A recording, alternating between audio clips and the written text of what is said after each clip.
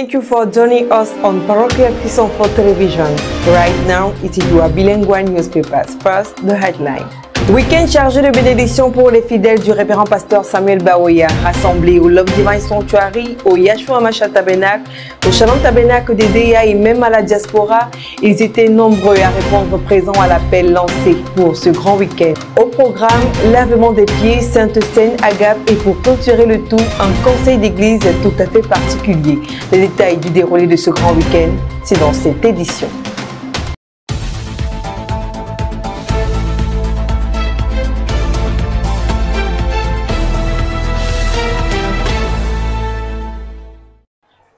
Last week was the first week of the month. This led us to the long weekend which globed many activities. The catch some details with Bernice Taneyon. If I do not have enough faith to believe in the Word of God, I should not hinder someone who has faith to do so. Last week, Wednesday, October 1st, 2025, Reverend Apostle Elise Buddha was the preacher of the day. He read from Exodus chapter 23, verse 20. As a Christian, you can't deny the Word of God, and Christians should pray for discernment and understanding of the Holy Scripture. It is easy for people to live in the past and ignore what God is doing presently. Taking Daniel as an example, he read the Bible to see what was done before him, but he did not forget what is being done in his day. When you know the scripture of your day, you have authority over the devil. In every generation, God sends a man, and accepting the man sent in your generation is an absolute blessing. The service was terminated by testimonies about the angel of our pastor and how he operates among us for the glory of God. On Friday, October 3rd, the sermon of the day was a church order, preached by Prophet William Marion Branham on the 26th of December 1963 at Jeffersonville, Indiana, USA. In this sermon, the prophet answered questions with regard to how the church should function, what should be done and what should be avoided. From this sermon, the following points were retained. The Word of God is our absolute, and we have to stay faithful to God till death do us part. Speaking in tongues should not interrupt the preaching of the sermon. After this sermon, we had the Holy Supper in a peaceful and lovely atmosphere. Dominical services in the Mothers' Assemblies was of another type with the entire intervention of our Pastor Samuel Baoya from the Love Divine Sanctuary. A report of Merveilleux.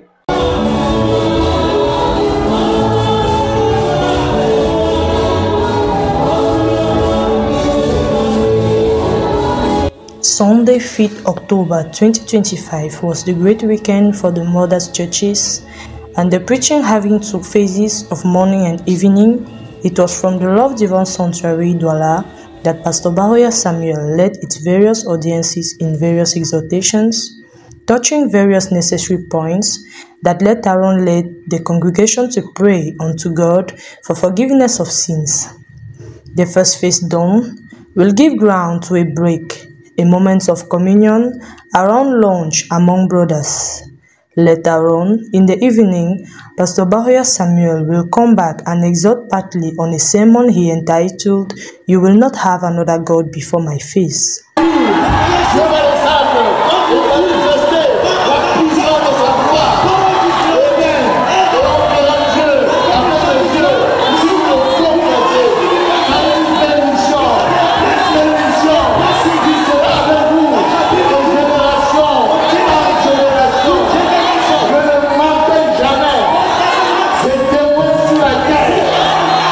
He got inspired from the books of Exodus 20 verse 3, Revelation 12 verse 7 to 8, Galatians 6 verse 7 to 8. To resume, the man of God said, God is a worship object, so any other thing placed before God is a divinity. And because you get all you need when you own God, you ought not to have another God before Him. Trying by the way to attempt questions and answer session, he threw some light and later on ended the meeting. Le révérend apôtre Élise Buddha est le vase, la gerbe que le Seigneur notre Dieu a agité non seulement pour ouvrir la semaine à partir de mercredi dernier, mais aussi pour la bénédiction des enfants de Dieu au Love Divine Sanctuary, au Shalom Tabernacle de Déa et au Yahshua Mashiach Tabernacle. Plus de détails avec Rebecca Zufak. Le passage biblique qui va servir de fondement ici sera Exode chapitre 3 verset 15. Un commentaire plein de déclarations fortes et surtout bien soutenu par les citations du prophète William Marion Branham. L'idée centrale étant la portion de Christ pour aujourd'hui. Quelques citations. Paragraphe 69 du message, l'évangélisation du temps de la fin. Paragraphe 67 du message, l'union invisible de l'épouse de Christ et bien d'autres encore. La semaine se poursuit le vendredi et c'est le prophète William Marion Branham qui va nous introduire dans le grand week-end avec le titre « L'ordre de l'Église », première partie. Prêché le 12 décembre 63. Parmi les questions évoquées ici, nous gardons à l'esprit deux. L'école du dimanche et le travail des diacres, une prédication qui sera donc suivie du service de la Sainte Seine et du lavement des pieds, et le prochain rendez-vous est prévu pour dimanche. Au programme, 3 articulations. Le service du matin, l'agape et le service de l'après-midi. Pour le service du matin, le prédicateur, le révérend Samuel Baouya, s'est beaucoup plus penché vers les enfants. Il a parlé aux mamans en ces mots. Veillez sur l'éducation physique et spirituelle de vos enfants. Il a également parlé aux femmes enceintes et bien d'autres choses encore. Dans l'après-midi après la gape, il nous a entretenus autour du thème « Tu n'auras pas d'autre Dieu devant ma face ». Et ici encore, l'homme de Dieu a dit « Dieu a juste besoin de notre obéissance ». Et c'est donc autour de 20 heures passées de 30 minutes que ce programme prendra fin. Le culte du vendredi 3 octobre 2025 dans les assemblées du Love Divine Sanctuary, du Yahshua Hamashiach Tabernacle et du Shalom Tabernacle des DIA s'est déroulé autour de la Sainte Seine et du lavement des pieds. Un temps de communion rappelant les dernières instructions laissées par Jésus-Christ à son Église. Joy Mouzon, plus de détails. La Sainte Seine et le lavement des pieds, dernière ordonnance laissée par le Seigneur Jésus-Christ avant sa crucifixion, ont constitué le point focal du culte du vendredi 3 octobre 2025 dans les assemblées du Lord Divine Sanctuary de Douala, du Shalom Tabernacle d'Edea et du Yahshua Hamashiach Tabernacle de Yaoundé. La prédication a été tirée du message « L'ordre dans l'Église » du prophète William Marion Branham, prêché le 26 décembre 1963.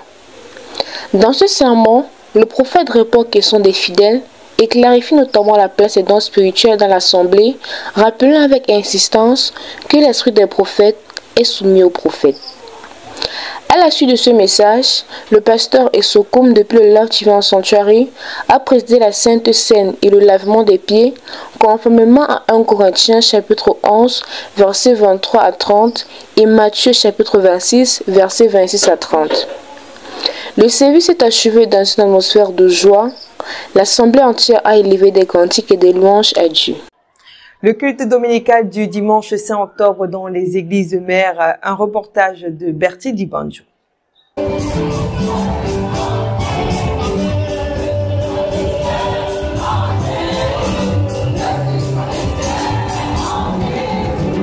Ce dimanche 5 octobre 2025, le Shalom Tabernacle d'Edia et le Yahshua Hamashiach Tabernacle de Yaoundé ont eu pour pôle d'écoute le Love Divine Sanctuary de Douala. Simultanément, chacune des assemblées à Douala, Edia et Yaoundé a procédé au service de louange pendant une trentaine de minutes et s'ensuit directement la connexion du Yahshua Tabernacle de Yaoundé et du Shalom Tabernacle d'Edia au Love Divine Sanctuary de Douala, avec une introduction de la parole à l'Amazing Grace du révérend pasteur Samuel Baouya. C'est après la lecture des communiqués et l'exécution de quelques chants que l'apôtre, le révérend pasteur Samuel Baouya, exhorta les assemblées. Il martela au début sur l'importance de donner des noms appropriés aux enfants car ils influencent leur comportement et le cours de leur vie.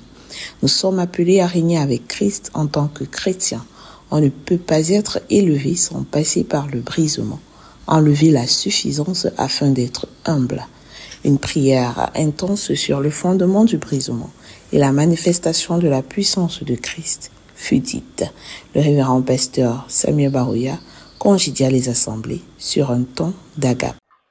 Le samedi 4 octobre 2025, l'amour a rayonné de la plus belle des manières au Love Divine Sanctuary. La sœur Bina Melissa et le frère Ndenga Lionel se sont dit oui. devant Dieu et les hommes. Un reportage signé Jérémy Ondigui.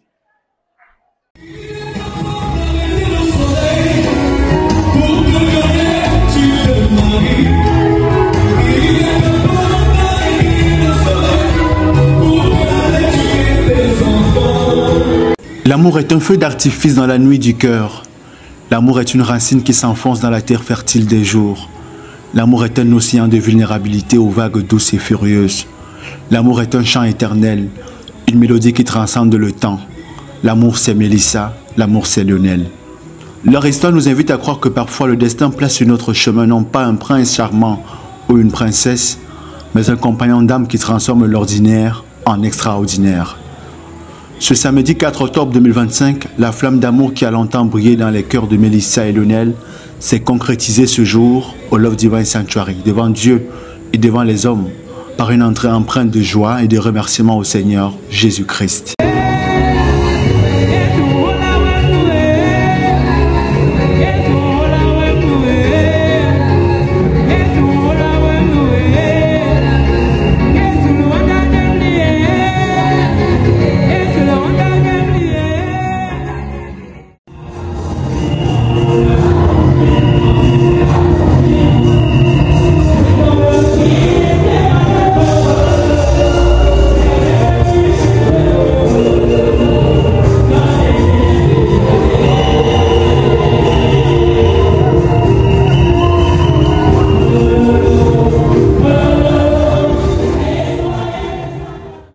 Le mariage, un message en signe de clé apporté par l'apôtre Joseph Tombok pour ouvrir cette nouvelle aventure pour nos deux tourtereaux. Quelques conseils sur le mariage notamment, toujours avoir un comportement exemplaire et un langage digne vis-à-vis de son conjoint. Tu le joues très bien et ça va donner. Donc apprenez à vous apprécier dans le mariage. Je ne suis pas d'accord avec des frères qui parfois insultent même leurs femmes. Tu connais quoi? Tu es quoi? Non, frère. Non. Il faut l'élever. Après ces belles paroles, viendra autour du révérend Baouya Samuel pour bénir ces jeunes mariés afin que le Seigneur déverse des bénédictions dans leur vie. Et qu'il te donne sa grâce. Que le Seigneur tourne sa face vers toi et qu'il te donne la paix. Allez-nous en paix, soyez bénis les hommes. Au nom de Jésus-Christ, nous nous sommes le Seigneur. Amen. Dans une belle salle à l'image des mariés, nous avons été conviés pour danser et célébrer cette victoire sur le célibat. À Lionel et Mélissa, nous leur souhaitons une belle aventure pour cette nouvelle étape de leur vie.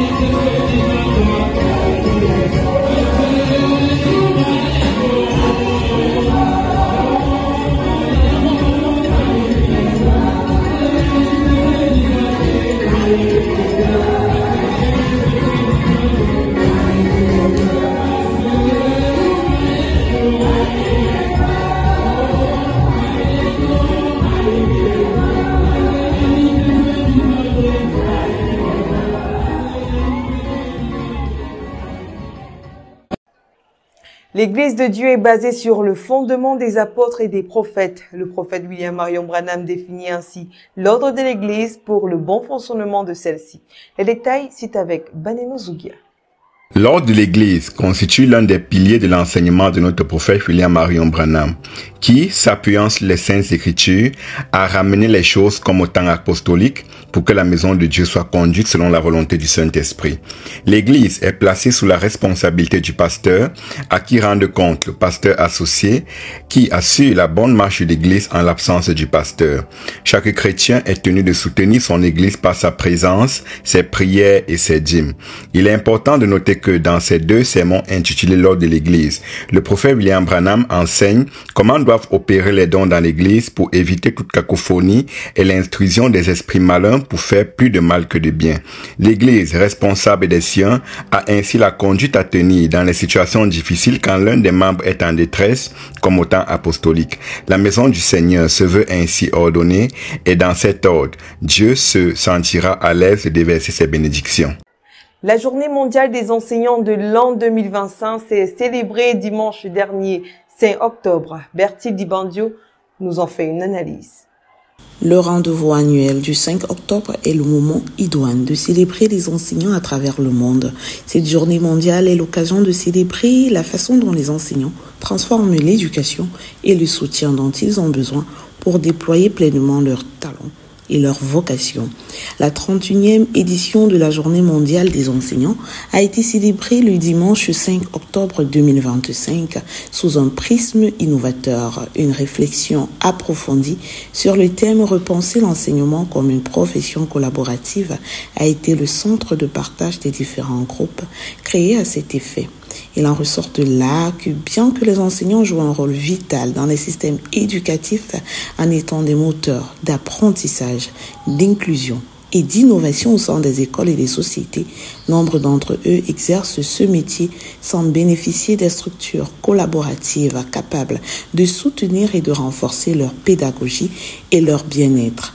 La profession enseignante est ainsi marquée par l'isolement professionnel et un manque d'opportunités et de relations de collaboration avec leurs pairs, impactant sur la qualité et l'équité de l'éducation. Un vaste questionnement a donc été mis en évidence. Comment soutenir la profession? Quelles pratiques pourraient valoriser l'entraide et le partage d'expertise?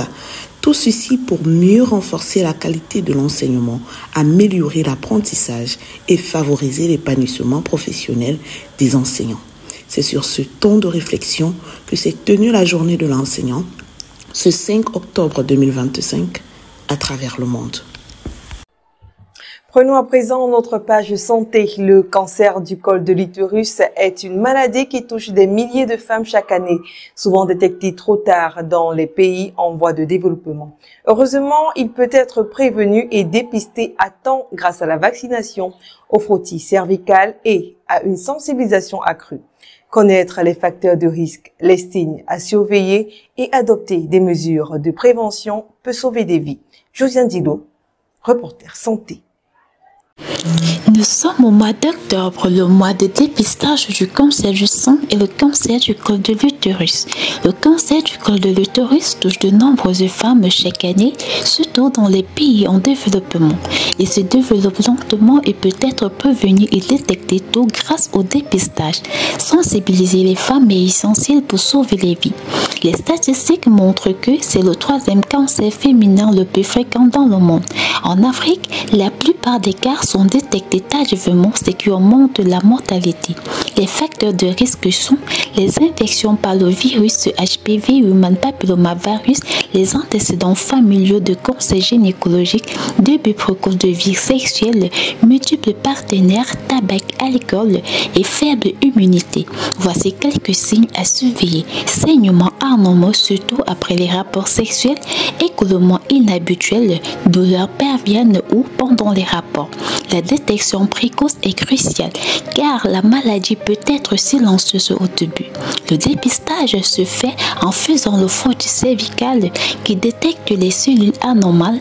Ensuite, le test de HPV qui recherche le virus. Nous pouvons aussi citer la colposcopie, la biopsie pour confirmer le diagnostic. La prévention se fait par la vaccination contre le HPV, le mode de vie sain, alimentation équilibrée, activité physique, éviter le tabac, le dépistage régulier, même sans symptômes. Le traitement se fait en faisant la chirurgie, la radiothérapie, la chimiothérapie selon le stade, le suivi médical et le soutien psychologique essentiel. Enfin, le cancer du col de l'utérus peut être prévenu et guéri s'il est détecté tôt. Faites-vous dépister, informez vos proches et participez à la prévention dans presque tous les hôpitaux dans la ville en ce moment. Ensemble, nous pouvons sauver les vies. Josiane Dilo, reporter santé, PCI. End of this diary, camera and realization, Mary Yamsi, collaboration, Jules-Pierre Mounet, general coordination, Ghislaine Gonguet, general supervision, Reverend Pastor Samuel Baoya. Thank you for your kind attention. Let us meet again next week for more news. God willing.